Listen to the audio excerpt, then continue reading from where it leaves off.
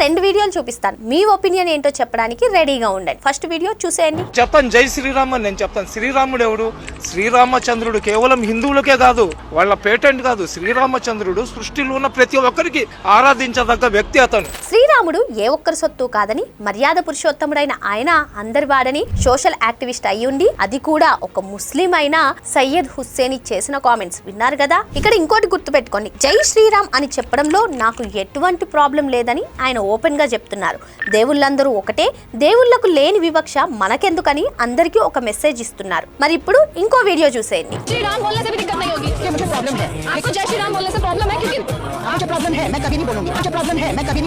Stage మీదేమో ఇంత పెద్ద బొట్టు పెట్టుకుని బస్నాం రహేగా అల్లా అంటుంది.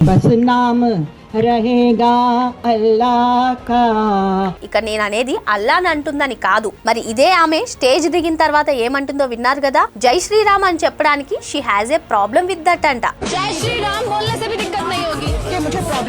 ఒకవైపు దేవుళ్ళందరినీ సమానంగా చూడాలని ఒకరు చెప్తుంటే, మరోవైపు కొన్ని వేదికలపై తమ నమ్మకాన్ని మాత్రమే గొప్పగా చూపిస్తూ ఇతర విశ్వాసాలను అపోజ్ చేస్తున్నారు. నిజానికి ఏ మతమైనా నేర్పేది మనుషుల మధ్య ప్రేమానురాగం మాత్రమే. దేవుడు నీరు, గాలి, ప్రకృతి అందరికీ ఒక్కటే ఇచ్చినప్పుడు ఈ ఆలోచనలో డిఫరెన్స్ ఎందుకు? ఇప్పుడు చెప్పండి, మీ ఒపీనియన్ ఏంటో.